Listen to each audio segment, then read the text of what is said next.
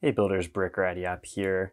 If you've been watching my videos over the last couple of months, I've showcased some different parts and figures from the Fallout series, some printed by Eclipse Graphics, and the other ones being printed by Brick Tactical that I did a video on recently. These have not just been for my collection. I've actually been planning to do a Fallout MOC for Brickworld coming up in the next couple of weeks, and I wanted to get a couple different characters to fill that in, and some really cool accessories. The two minifigure options that I got are both pretty decent, have fun printing, and they're very recognizable as the Vault Dwellers from Fallout.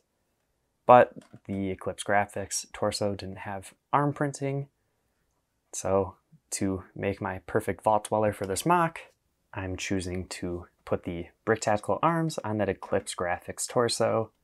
The arms are a little bit over detailed compared to what the torso kind of looks like, but I think they fit good enough, and I really love the Pip-Boy design, so I wanted to make sure that I had that included. Other than this figure, I am going to still use that Brick Tactical Ghoul in some way, but I have another great piece to go with this, being a Nasty Bricks Power Armor suit. I haven't featured this in a video yet, but I have been working on it, and that video will come out eventually with just a quick showcase of a couple different 3D printed parts that you can use in your collection. And I had to make sure that I got this done for Brickworld, so I applied a couple layers of silver to give it a nice metallic sheen, and it had a base darker resin, so having the silver on top kind of creates a scratched look in some places. And I also applied a little bit of hints of rust throughout the armor to give it a more worn feel. Having this really cool T60 armor is just great for my collection, and you really can't do a Fallout build without power armor in some way. While I do have the minifigure sort of figured out, I'm not sure which weapon or accessory I want to put with the figure. I have the Brick Tactical laser rifle, the Nasty Bricks laser rifle, and a Brick Arms 44 revolver with some rust overmold. I think all of these are going to be pretty good options. Maybe I'll have one on the workbench and then the other one in the minifigure's hand. Or I can throw them in the stash box like I also showed off earlier. I don't know. We'll see how the space goes and what I can fit and wear. But I'm pretty happy with the paint job I did on these. It's pretty nice for an amateur like me, so I'm glad I didn't mess them up. Let's move on to the build now. For this build, I'm not going to follow my usual guidelines for designing a MOC. I bought a bunch of random pieces, and I'm going to figure out as I go. Outside of the normal build, I did design some little mini builds, I guess you could call them, for the power armor crafting stand, a weapons crafting stand, and the camp device, because if you couldn't tell from earlier, my favorite Fallout game is actually Fallout 76, so I was very pumped to get this printed stash box by Eclipse Graphics.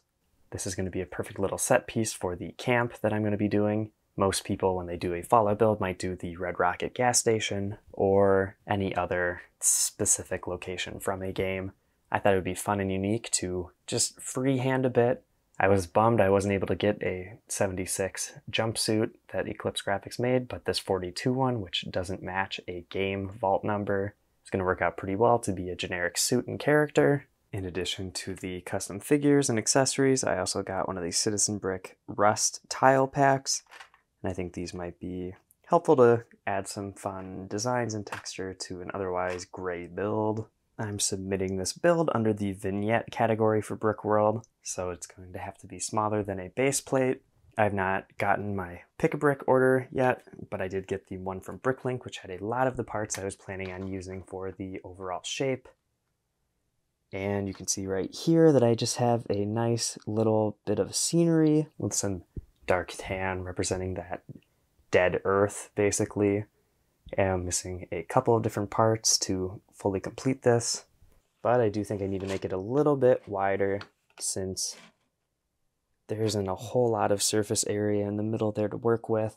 I still have a bit of space that I can use to really fill this in, because if I put down all the figures and looking at kind of the size that those crafting tables take up, there just is not going to end up being a lot of room right now, and I don't want it to look too busy, so as soon as I get those other parts, I'm going to spread it out a bit And so far I think I've done a pretty good job of creating a gradient sort of slope. It's not super sharp or anything.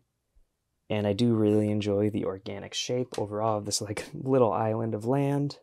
And for things I might need to add, I think having a platform to have the base on might be helpful. Just thinking in Fallout 76 and 4, you need to add the foundations to build things on, and that might help a bit to elevate it and create a flatter building surface. But the main concept is going to be them starting their camp, you know, stash box, the different crafting tables, and probably the ghoul dead in the corner or something. For me, I love Fallout, and this is a little bit of a passion project. I'm very excited to keep working on this. And of course, I have that little bit of crunch now that Brickworld is getting so close. If you want to see the end result, definitely subscribe. I'll have a finished product video in the next couple weeks. If you want to see more Lego builds or custom Lego videos, check out all the other ones on my channel. I've been Brickworld, and I'll see you in the next video.